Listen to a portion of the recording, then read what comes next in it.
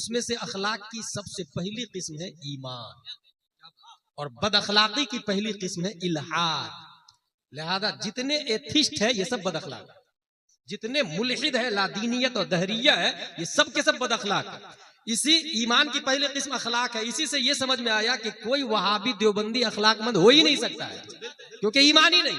और अखलाक उस वक्त काम आएगा, अखलाक एक इबादत से है, एक सिफत है, और इसके लिए मौसूफ का होना जरूरी है, और मौसूफ ईमान है, और सिफत मौसूफ के बगैर मारिज़ वजूद में नहीं आ सकती। या यूं कह ले कि सिफत फायदा नहीं देगी जब तक मौसूफ ना हो। ईमान ना हो तो जैसे नमाज काम नहीं आती है, इसे अखलाक भी नहीं काम आएगा। जाहिरन लोग कहे भी कि वो अखलाकमंद है, हकीकत के एतबार से अगर ईमान नहीं तो अखलाक किसी काम का नहीं। इसलिए अखलाक की पहली किस्म है ईमान। हुजूर सल्लल्लाहु ताला अलैहि वसल्लम की लाई हुई बातों को मानना, वो भी बगैर देखे मानना। अल्लज़ीना युमिनूना बिल गैब, बगैर देखे मानना। हुजूर सल्लल्लाहु ताला अलैहि वसल्लम के अखलाक में से एक हाई किस्म है, हुजूर सल्लल्लाहु अलैहि वसल्लम कभी झूठ नहीं बोलते थे। लिहाजा हमें हुजूर सल्लल्लाहु अलैहि वसल्लम के अखलाक को अपनाना है और हमें झूठ नहीं बोलना है। खा वो घर से निकलते समय बच्चा ने पूछा अब्बू कहाँ जा रहे हैं, अभी आ रहा हूं, गलत। अगर आप अभी नहीं आ रहे हैं तो उसको सच बताएं कि मैं काम करने के लिए जा रहा हूं, क्योंकि बच्चे के दिमाग में आपने ये बैठाया अभी आ रहा हूं, वो इंतजार किया आधा घंटा, 1 घंटा, 2 घंटा, आप आए 12 घंटे के बाद, बच्चा समझ जाएगा झूठ बोलना ये बाप की सुन्नत है। मेरा बाप झूठ बोलता है क्योंकि उसने बोला अभी आ रहा हूं। बड़ा होकर वो भी बोलेगा अभी आ रहा हूं, और फिर वो भी टाइम से नहीं आएगा। अखलाके नबी सल्लल्लाहु ताला अलैहि वसल्लम ये है कि आप एक जगह थे, एक सहाबी ने कहा मैं आ रहा हूं, 3 दिन तक वहीं खड़े होकर इंतजार करने लगे। पीर करम शाह अज़हरी ने ज़ियाउन नबी के अंदर लिखा, आप सोच सकते हैं 3 दिन तक वहीं खड़े होकर इंतजार करना, यह है अखलाके मुस्तफा सल्लल्लाहु ताला अलैहि वसल्लम। एक सहाबा बहुत हुजूर सल्लल्लाहु ताला अलैहि वसल्लम की मुखालफत और बुराई करता था, सुनता था। उसने देखा जलाल में आकर के, या मोहम्मद मश्तमलतिन निसा अला ज़िल हदा अक़दम मिनका माज़ल्लाहि रब्बिल आलमीन, ऐ मोहम्मद रोए जमीन पर तुझसे बड़ा झूठा कोई है ही नहीं, माज़ल्लाहि रब्बिल आलमीन। एक काफिर ने आके कहा, हजरत उमर वहीं थे, फरमाते हैं दानी अक्तुल हो, मुझे इजाजत दे मैं इसकी गर्दन उतार देता हूं। हुजूर सल्लल्लाहु अलैहि वसल्लम ने फरमाया ना, क्योंकि निगाहे नबूवत देख रही थी, अगर ये नहीं मानेगा तो इसका बच्चा कलमा पढ़ेगा। निगाहे नबूवत ये देख रही थी कि ये अनकरीब कलमा पढ़ने वाला है, इसलिए हुजूर सल्लल्लाहु ताला अलैहि वसल्लम ने हजरत उमर को मना कर दिया। अच्छा, हजरत उमर का कहना दानी अक्तुल हो ये भी अखलाक है, बट ये अखलाके उमर है, और निगाहे नबूवत से देख करके मना कर देना यह अखलाके मुस्तफा है। हुजूर सल्लल्लाहु ताला अलैहि वसल्लम मिनका, जो ही ये जुमला कहा उस काफिर ने, हजरत उमर ने इजाजत ली, तलवार से गर्दन मार देता। आपने कहा नहीं। फिर उसके पास एक गोह था, गोह एक जानवर का नाम है। ये जानवर गिरगिट से बड़ा होता है और मगरमच्छ से छोटा होता है, शक्ल वैसी होती है। साल में 1 कतरा पेशाब करता है। इमाम आजम के यहाँ खाना जायज नहीं है, इमाम शाफई के यहाँ खाना जायज है। वो आस्तीन में गोह का शिकार करके लाया था, नबी की कदमों में फेंका और कहा ला उमिन हत्ता युमिन हादा वब, मैं उस वक्त तक ईमान नहीं लाऊंगा जब तक ये गोह ही ईमान नहीं ले आता है, जानवर ईमान नहीं ले आता है। हुजूर सल्लल्लाहु ताला अलैहि वसल्लम सीधा सवाल करते हैं उस गोह से, गोह मन ताबुद, ऐ गोह तू किसकी पूजा करता है, तू किसकी इबादत करता है? वो जानवर जवाब देता है अल्लज़ी फिस समा अर्शुहु व फिल बहरि सबीलुहु व फिल जन्नति रहमतुहु व फिन नारि इक़ाबुहु, मैं उसकी इबादत करता हूँ।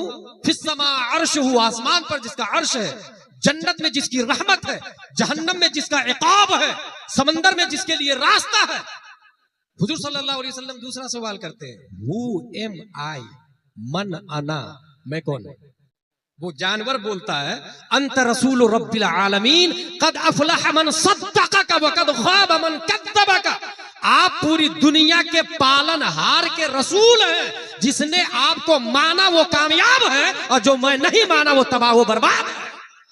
ये जुमला सुन करके अखलाक मुस्तफा देखिए, हुजूर सल्लल्लाहु ताला अलैहि वसल्लम के कैरेक्टर और रिसालत की गवाही एक जानवर दिया। जानवर का मालिक सोचता है कि मैं शिकार करके लाया और नबी की तारीफ कर रहा है, और कमेंडमेंट था, वादा था। अरब की एक खासियत थी जमाना जाहिलियत। जमाना जाहिलियत किसको कहते हैं? इस्लाम से ऐलान इस्लाम से पहले के दौर को ज़माना जाहिलियत कहा जाता है। और हुजूर सल्लल्लाहु अलैहि वसल्लम ने 40 साल की उम्र शरीफ में ऐलान नबूवत किया। 40 साल की उम्र शरीफ में ऐलान नबूवत से पहले ये ज़माना जाहिलियत है। ज़माना जाहिलियत में भी ये बात थी कि जो कमिटमेंट कर लेते थे, जो वादा कर लेते थे, उसको निभाते थे, वादा खिलाफी नहीं करते थे। और ये आदत अरब में इस्लाम के बाद भी बाकी रही। और हुजूर सल्लल्लाहु ताला अलैहि वसल्लम का ये हाल है कि इस्लाम के ऐलान से पहले भी और इस्लाम के ऐलान के बाद भी आपसे ज्यादा रुए जमीन पर ईफाए अहद करने वाला कोई पैदा ही नहीं हुआ, वादा पूरा करने वाला। हुजूर सल्लल्लाहु ताला अलैहि वसल्लम पर वो गोह ईमान लाता है। गोह को ईमान लाने के बाद वो गोह का मालिक भी कलमा पढ़ लेता है। अब वो देखे, हम लोगों को कोई गाली दे दे तो क्या कर लेते हैं, जलाल में आ जाते हैं। नहीं, नबी सल्लल्लाहु अलैहि वसल्लम जलाल में नहीं है। अगर जलाल में आए तो ये तो इंतकाम हो गया। हालांकि नबी का हक है, क्योंकि खालिक के कुल ने आपको मालिक के कुल बना दिया है, तसर्रुफात है, इक़्तिदार है, सब कुछ है हुजूर सल्लल्लाहु अलैहि वसल्लम। मगर ना अखलाक, हुजूर सल्लल्लाहु ताला अलैहि वसल्लम का अखलाक देखें। हुजूर सल्लल्लाहु अलैहि वसल्लम के अखलाक में से एक ये है कि आपसे कोई मांगता तो आप उसे खाली हाथ नहीं लौटाते थे। इसी को आला हजरत ने कहा, नहीं सुनता ही नहीं, मांगने वाला तेरा। जितने लोगों ने मांगा, बल्कि मेरे करीम से गर कतरा किसी ने मांगा, अखलाक मुस्तफा में सखावत देखे आप, कतरा किसी ने मांगा, दरिया बहा दिए हैं, दुर बे बहा दिए हैं। ये क्या है भाई, दरिया बहा दिए हैं, दुर्बे बहा दिए हैं। कतरा, ये जो आप शबनम में बैठे हुए हैं, शामियाने से कतरा टपक रहा होगा, वो ये कतरा है। और दरिया कतरुन अला कतरिन इदज तमात नहरुन, कतरा कतरा से बनता है तो दरिया बनता है। वो जो आपने देखा होगा दरिया बहते हुए, सुनामी लहरें आ जाती है। सीमांचल से अच्छा और कौन समझ सकता है दरिया की तबाही। हासिल ये कि हुजूर से कतरा मांगा तो दरिया दिया, इसका क्या मतलब? अच्छा, कतरा मांगा तो दरिया दिया, ये भी समझ में आ गया। दुर बे बहा दिए हैं, दुर कहते हैं मोती को। तो कतरा मांगा दरिया दिया, 1 रुपया मांगा 100 रुपया दिया, मगर कतरा मांगा तो मोती दिया। इसका क्या कनेक्शन है, इसमें क्या कनेक्टिविटी है, इसको समझना हो तो सुने। एक मौसम है जिसको कहते हैं नीसा। नीसा के मौसम में अबरे नीसा होता है, नीसा का बादल। उस मौसम में समंदर में सीप अपना मुंह खोल करके सतह आबे बहर पे ऐसे होता है, ऐसे समंदर में सीप मुंह खोले हुआ होता है। अबरे नीसा के बाद वो बाराने नीसा, वो नीसा का पानी, नीसा का एक कतरा, एक बूंद उस सीप में पड़ती है। जो ही सीप में बूंद पड़ी, वो सीप अपना मुंह बंद करके तहते आबे बहर में बैठ जाता है, समंदर के नीचे बैठ जाता है। और चंद महीनों के बाद में वही बूंद मोती की शक्ल इख्तियार करता है, जिसको कहते हैं दुर बेबहा, अनमोल मोती। उसी मोती को क्वीन खरीदती है और बड़ी बड़ी महारानियों के गलों का हार वही दुर बेबहा बनता है, वो मोती। आला हजरत रज़ियल्लाहु ताला अन्हु ने जो फरमाया है, मेरे करीम से अगर कतरा किसी ने मांगा तो उस कतरा की तरफ आला हजरत की जब तवज्जो आती है तो दोनों कतरा को देखते हैं। एक वो कतरा जो सीप के मुंह में आता है, और दूसरा वो कतरा जो कतरा कतरा से मिलकर दरिया बनता है। इसलिए आला हजरत ने दोनों तरफ इशारा कर दिया कि हुजूर सल्लल्लाहु ताला अलैहि वसल्लम उस सखी का नाम है कि अगर कतरा मांगा तो एक तरफ दरिया देते हैं जिसकी वैल्यू हो सकता है कम हो, मगर दूसरी तरफ अनमोल मोती भी देते हैं। और ये लफ्ज इसलिए इस्तेमाल किया कि कयामत तक नबी की सखावत का मुकाबला दुनिया में कोई कर ही नहीं सकता है। मेरे करीम से अगर कतरा किसी ने मांगा। अच्छा, उस सीप पे गौर करेंगे तो एक बात समझ में आएगी कि वो सीप जो ही बूंद उसमें पड़ी, वो सीप सीधा नीचे बैठ जाता जाकर। ऐसे ही इस अजहरुल उलूम में इंसान खाली आता है, खाली सीप आता है। मुतबहिर माहिर उलमा उसमें इल्म की बूंद डालते हैं, इल्म मुस्तफा डालते हैं, दरसे मुस्तफा डालते हैं, हदीसे मुस्तफा डालते हैं। वो बाप और माँ के घर से एक आम कतरा बन के आता है। अजहरुल उलूम वाले उसे दुर बेबहा बना के भेजते हैं, उसे हाफिज कुरान बना के भेजते हैं, उसे कारी कुरान बना के भेजते हैं। यहीं से एक और बात समझ में आती है, अगर कोई शख्स, कोई इंसान अपने बाप की पीठ से माँ के पेट में मुंतकिल होता है, गौर से सुनिएगा मेरी बात, कोई इंसान बाप की पीठ से माँ के पेट में मुंतकिल होता है, 9 महीने माँ के पेट में रहता है, उस माँ को चाहिए उस सीप की तरह तहते आब में बैठ जाए, घूमे नहीं इधर उधर, दाएं बाएं नहीं करे, बाहर न फिरे, अजनबी मर्दों से इख्तिलात न हो, उसकी आवाज गैर महरम न सुने, वो दूसरे मर्दों को न देखे और न अपना चेहरा देखने दे। वो सीप से मोती उस वक्त निकलता है जब वो अब्रे नीसा की एक बूंद लेके संभाल कर तहते आब में बैठ जाता है। समंदर के नीचे वो सीप बैठ गया, मखसूस मुद्दत के बाद में उससे अनमोल मोती निकलते हैं। ऐसे ही जो माँ अपने बच्चे को शिकमे सुल्बे पेदर से अपने शिकम में मुंतकिल होने के बाद में अपने घर के कोने में बैठ जाती है, कुरान की तिलावत करती है, नाते नबी पढ़ती है, सूरह यासीन पढ़ती है, सूरह बकरा पढ़ती है, सूरह माइदा पढ़ती है, हदाई के बख्शिश का मुताला करती है, सामान्य बख्शिश का मुताला करती है, सफीने बख्शिश का मुताला करती है। अब जो बच्चा पैदा होगा वो आम बच्चा नहीं होगा, वही बच्चा कभी मुजाहिद मिल्लत बन के पैदा होता, कभी ताजुश शरिया बन के पैदा होता, तो कभी वक्त का मुफ्ती आजम बन के पैदा होता।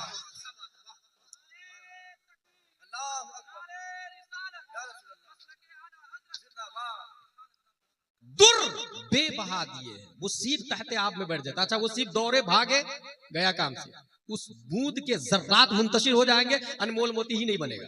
डॉक्टर इकबाल ने यहाँ एक बात कही है, अगर पंदे जदुर्वेशे पजीरी हजार उम्मत बमीरत तू नमीरी, ए खातून इस्लाम, अगर किसी नेक आदमी की नसीहत कबूल करना चाहती है तो सुन, हजारों लोग मरते हैं मगर आप नहीं मरेंगे। बतूली बाश व पिन्हा शो अजी असर, सिफते फातिमा को अपना ले और दुनिया से पोशीदा हो जाए कि दर आगोशे शब्बीरे बगीरी, ताकि आपके आगोश में भी वक्त का शब्बीर जन्म ले, आपके आगोश और पेट से भी वक्त का शब्बीर पैदा हो। हासिल कलाम ये हुजूर सल्लल्लाहु ताला अलैहि वसल्लम का अखलाक, जो कि क़यामत तक के लिए आप आइडियल और एग्जाम्पल है। इसलिए अच्छा, अखलाक दो तरह के होते हैं, एक वो अखलाक जिसको सबने देखा और एक वो अखलाक जो रात में होता है, उसको सब नहीं देखते। नबी दिन में क्या करते थे, नबी का अखलाक दिन में कैसा था, हजरत अबू बकर से पूछे वो बयान करेंगे, हजरत उमर बयान करेंगे। 1,24,000 सहाबा की क्वांटिटी है, वो हुजूर सल्लल्लाहु अलैहि वसल्लम के अखलाक को बयान करते हैं कि नबी क्या करते थे। लेकिन नबी रात में क्या करते थे, अगर एक बीवी हो तो सेटिंग हो जाएगी, 2 बीवी हो हमारी और आपकी तो सेटिंग हो जाएगी, 3 हो तब भी सेटिंग हो जाएगी, 3 से ज्यादा हो तब सबको इत्तेफाक नहीं कर सकते आपके मेरे ऐब को छुपा लेना, सबको कन्विंस नहीं कर सकते। अल्लाह ने नबी को कयामत तक के लिए रोल मॉडल और आइडियल बनाया है, इसलिए आपकी जलवत को लाखों सहाबा बयान करने के लिए थे, रात की तारीकी को बयान करने के लिए, रात के कैरेक्टर को बयान करने के लिए अल्लाह ने 1 से ज्यादा अज़वाज की इजाजत दी, 1 से ज्यादा अज़वाज की इजाजत दी है। और ये सहाबियात, ये अज़वाजे मुतहरात हमें बताती है कि प्यारे मुस्तफा सोते कैसे थे, उठते कैसे थे, लेटते कैसे थे, उठने के बाद सबसे पहले क्या करते थे। ये तमाम तर जाहिरी बातनी अखलाक, खलवतो जलवत के अखलाक दुनिया में किसी न्यूटन का आया नहीं, आइंस्टाइन का आया नहीं, केपलर का आया नहीं, जरकाली का जाहिर नहीं, अरस्तु का जाहिर नहीं, किसी भी अब्राहम लिंकन का, दुनिया का कोई भी लीडर आया हो उसका दोनों पहलू पब्लिक के सामने नहीं है, मगर ये प्यारे मुस्तफा है। दिन में चलते कैसे थे, बुखारी में आया। ज़हबा रसूलुल्लाह, मुस्कुराते कैसे थे, बुखारी में आया। तबस्सम रसूलुल्लाह, पकड़ते कैसे थे, बुखारी में आया। बतश रसूलुल्लाह, हुजूर सल्लल्लाहु तआला अलैहि वसल्लम खाते कैसे थे, बुखारी में आया। अकल रसूलुल्लाह, मगर रात में मुस्तफा सोते कैसे थे, बुखारी में आया। फनाना रसूलुल्लाह सल्लल्लाहु अलैहि वसल्लम। इसीलिए कयामत तक नबी से अच्छा कोई लीडर आ ही नहीं सकता। नारे तकबीर, नारे रिसालत, उलमाए अहले सुन्नत। इसी को आला हजरत ने फरमाया, लम याते नजीरों का फी नजरी मिथले तू नशुद पैदा जाना, जगराज के ताज तुरे सरसो है तुझको शहे दूसरा जाना। हुजूर सल्लल्लाहु तआला अलैहि वसल्लम आपका हमारे और उनमें एक बुनियादी फर्क ये भी है, तकाबुल तो है ही नहीं, जैसा कि कुछ दिन पहले ही मैंने बताया था। एक बुनियादी फर्क ये भी है कि हुजूर सल्लल्लाहु अलैहि वसल्लम का आना, आप फरमाते हयाती खैरुल लकुम व ममाती खैरुल लकुम, मेरा आना भी खैर है, मेरा जाना भी खैर है। अपने लोग आते हैं तो खुशियां होती है घर में, सब लोग खुशी मनाती, फला क्या लड़का पैदा हुआ, लड़का पैदा हुआ, लेकिन मर गया तो खुशी मनती है कहीं, कोई खुशी मनाता है, सब रोते रहते हैं। हुजूर सल्लल्लाहु अलैहि वसल्लम फरमाते हैं मेरा आना भी खैर है, मेरा जाना भी खैर है। दूसरा फर्क यह है कि हम मरते हैं तो हमारी बीवी का निकाह खत्म हो जाता है। इद्दत के बाद 4 महीने 10 दिन के बाद वो किसी से भी निकाह कर सकती है, ठीक है। नबी के इंतकाल के बावजूद अज़वाजे मुतहरात का निकाह खत्म नहीं होता। गौर कीजिएगा, उसकी वजह क्या है? उसकी वजह यह है कि हम मरते हैं, नबी जिंदा है, और निकाह मरने से टूटता है, इंतकाले मकानी से निकाह नहीं टूटता है। हकीकत यह है कि हमारे नबी मरे ही नहीं, जिंदा है, जिंदा। ये वहाबी देवबंदी का अकीदा है। अगर उसको थोड़ी सी अक्ल होती तो समझ जाते वो कि हमारी बीवी का निकाह टूट जाता है इसलिए दूसरी शादी कर सकती है। अज़वाजे मुतहरात निकाह बाकी है, निकाह बाकी है, इस वजह से उनका निकाह ही नहीं टूटता है। यहीं से ये समझ में आया हमारे नबी सल्लल्लाहु ताला अलैहि वसल्लम कायनात में सबसे अफजल वाला है, आपका अखलाक सबसे अफजल वाला है। नबी के सदक़े में हम लोग दूसरी उम्मतों से मुमताज है इस बुनियाद पर कि नबी की उम्मत है, नबी की वसातत और नबी के तवस्सुत से। इसलिए हमारे ऊपर लाजिम है अखलाक नबी को अपनाए, झूठ ना बोले, ईमान लाना अखलाक की पहली किस्म। दूसरी किस्म पढ़ना, ये भी अखलाक की दूसरी बुनियादी किस्म है। इल्म हासिल करना, जहालत ये बदअखलाकी है, इल्म हासिल करना ये अखलाक है, जाहिल रहना ये बदअखलाकी है। अच्छा, जमाने जाहिलियत जो अभी मैंने बताया, गौर कीजिएगा, जमाने जाहिलियत और जमाने जाहिलियत के अपोजिट में कौन सा जमाना आता है? जमाना इस्लाम। करेक्ट, सही जवाब दिया आपने। जमाने जाहिलियत के मुकाबले में कौन सा जमाना आता है? जमाना इस्लाम। लेकिन सवाल यह है कि जहालत के मुकाबले में जमाना इल्म आना चाहिए ना। जमाना इस्लाम क्यों आया? इसमें बारीक इशारा है कि मुसलमान जाहिल नहीं हो सकता है। इस्लाम नाम ही है इल्म का। मुसलमान हो और इल्म ना हो, हैरत की बात है। मुसलमान और इलिटरेसी हैरत की बात है। पहली आयत इकरा और कारी कुरान इल्म से खाली, हैरत की बात। जमाने जहालत के मुकाबले में इस्लाम का आना इस बात की दलील है कि इल्म मुसलमानों ही का हक है। पूरी दुनिया में इल्म की नशर व इशाअत हम ही ने की है, टेक्नोलॉजी की इजाद हम ही ने की है, दुनिया के अंदर स्पेस में जाने का तरीका और सलीका हमने बताया है, उड़ने का तरीका, परवाज, कुव्वते परवाज हमने दी है। वमा खलकना समावाति वल अर्द वमा बैनहुमा लाइबिन, नहीं सुना आपने? लतरकबुन्ना तबक़न अन तबक़ फमा लहुम ला युमिनून, नहीं सुना आपने? बेशुमार टेक्नोलॉजी का इशारा कुरान मुक़द्दस के अंदर मौजूद है, बल्कि वो रोशनी के हवाले से आया। मैं यातीनी बिअशा क़ब्ल अन यातूनी मुस्लिमीन क़ाल इफ़रीतुम मिनल जिन्न अना आतीका बिही क़ब्ल अन तक़ूम मिन मक़ामिक। ये इस आयत से आप पहले ये सुन ले कि बहुत सारे आप में से लोग हैं जो बाबा के पास जाते हैं और कहते हैं देखिए ना मुझे क्या हो गया है। बाबा चेक करेंगे तुम्हारा नाम, माँ का नाम, आज दिन कौन सा है, और इंटू करेंगे और जर्ब लगा के 0 निकले तो ये, 1 निकले तो ये, 2 निकले तो ये, 3 निकले तो ये, 50,000 लगेगा। पूरा शमशान घाट है आपके ऊपर। और जो करोड़पति आदमी है ना वो 50,000 दे भी देता है, मेहनत लगेगी जरा। अच्छा, इस आड़ में कितने बाबा कितने हरामकारी कर रहे हैं आपको पता ही नहीं।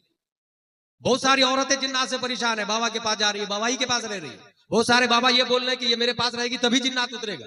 इस तरीके से पब्लिक की बेवकूफी है। ये जहालत किसकी? ये बदअखलाकी पब्लिक की है, अखलाक मुस्तफा को समझा ही नहीं उसने। एक बाबा ऐसा भी दुनिया में है, उसने सीधा क्या किया है, एक चौकोर रूम बनाया, मुरब्बा 10 बाई 10 का एक रूम, उसमें 4 गेट लगाया और बैठा हुआ एक तरफ, 4 गेट लगाया, बाउंड्री वाल बनाया चारों तरफ से, और बाउंड्री वाल में एक ही गेट है, गेट पे अपना असिस्टेंट बैठा के रखा है। कोई भी आता है उससे पूछता है असिस्टेंट क्या हो रहा है, बोले वो बुखार लग रहा है, गेट नंबर 1 से जाना। तुमको क्या हुआ है, बोले वो जिन्नात लग रहा है, गेट नंबर 2 से जाना। तो सबको ऐसे ही बता देता है। मेरी बीवी मेरी बात नहीं मान रही, गेट नंबर 3 से जाना। जो ही वो गेट नंबर 3 से एंट्री किया, अच्छा तुम्हारी बीवी तुम्हारे कहने में नहीं, सामने वाला सोचता बाबा को कैसे पता चला। और इस तरीके से हजारों 95% बाबा हरामखोरी और हरामकारी कर रहे हैं, 95%। यकीन न हो तो आप अपने एरिया के किसी अच्छे आलिम से, किसी मशहूर बाबा के बारे में पूछे, वो फौरन बता दें। और सिर्फ छोटे मोटे नहीं, जो आदमी साइकिल पे आया था वो फॉर्च्यूनर पे चल रहा है। पब्लिक बेवकूफ। देखिए ना मेरे ऊपर जिन्नात लग। एक आदमी, मेरा एक दोस्त अहमदाबाद में, बड़ी अच्छी बात बताया, उसके पास एक आदमी पहुंचा, बोले माँ भी राजी, बाप भी राजी, सब कुछ राजी है, बस लड़की राजी नहीं हो रही है। आप ऐसा ताबीज दे दीजिए कि लड़की फट से हाँ बोल दे। वो हमारे दोस्त कहते हैं अगर ऐसा ताबीज होता तो मैं हीरोइन को नहीं दे देता। तो क्या पब्लिक की बेवकूफी हो गई भाई। भाई इस्लाम कहता है आप जाके पैगाम देना, आप बात करें ना उसके माँ बाप से, आप अपने बाप को भेजे ना। आप अगर फकीर है तो वक्त के बादशाह को भी निकाह का पैगाम देना जायज। ये इस्लाम का तरीका, इस्लाम का तरीका। और अगर इस्लाम के तरीके को अपनाए तो इब्राहिम बिन अदहम ने वक्त के बादशाह को पैगाम दिया। बादशाह ने शर्त रखी, हीरा लेकर के आओ। वो हीरा लेकर के आए। दूसरी शर्त रख दी, क्योंकि बादशाह की नियत ही नहीं थी शादी करने की। ब्लैक हीरा लेकर के आओ। वो ब्लैक हीरा भी लेकर के आ गए। फिर नियत बदल गई, लड़की ही का इंतकाल हो गया, लड़की को दफन कर दिया गया। इब्राहिम बिन अदहम इतने बड़े जुनून वाले अल्लाह के वली, जाके लाश उखाड़ करके जंगल में लाके रख दी। बोले शादी तो इसी से करूंगा। खल्लाके दो आलम ने, अल्लाह तबारक व तआला ने 2 फरिश्ता को भेजा।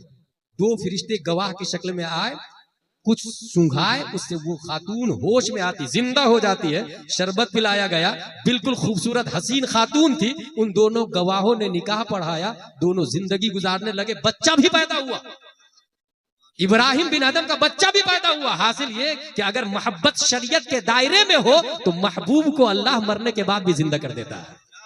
अगर ये हराम कारियां, ये जीएफ रखना, ये गर्लफ्रेंड रखना, ये लिविंग में रहना, ये तो सरासर हराम है ना भाई साहब। ये कौन सी दुनिया में जी रहे हैं आप? कभी इस्लाम को समझे तो सही, कभी अखलाके मुस्तफा को समझे तो सही। हुजूर सल्लल्लाहु अलैहि वसल्लम ने बाज़ाब्ता अपने मुंह बोले बेटे के पैगाम, एक बांदी उनके निकाह में आई, उनके हिस्से में आई। आपने कहा इसको मेरे निकाह में दे दो, मैं निकाह करूंगा मेरे हवाले का। इस्लाम का तरीका अपनाए ना भाई। एक नहीं मानेंगे कोई बात नहीं, लेकिन शरीयत के दायरे में रहे, इससे बहुत बरकत होगी, बहुत ज्यादा बरकत होगी। हासिल ये हुजूर सल्लल्लाहु ताला अलैहि वसल्लम के अखलाक हसना में से है झूठ नहीं बोलना, वादा खिलाफी नहीं करना, इल्म हासिल करना। शैतान और भूत ये हर जमाने में शैतान रहे हैं, आज ही नहीं है, हर जमाने में है। तो ये बाबा लोग जो आगे बढ़ रहे हैं ना, ये हम जाके कहते हैं कि वो देखिए ना परेशान कर रहा है, इसलिए वो हरामखोरी और हरामकारी दोनों वो कर रहे हो।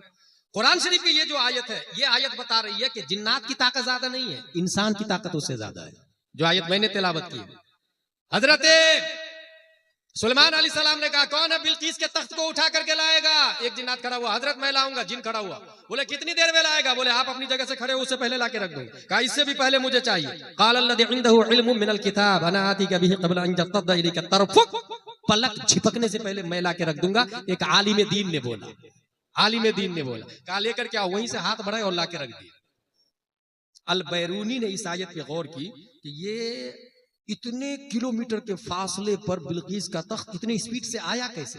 पढ़ते पढ़ते बार बार पढ़ते उसने नजरिया दिया, किसी भी ठोस चीज को एनर्जी वे में कन्वर्ट कर दिया जाए तो उसकी रफ्तार मटेरियलिस्टिक से कन्वर्ट होके अनमटेरियलिस्टिक में आ जाती है, यानी उसकी रफ्तार रोशनी की तरह हो जाती है।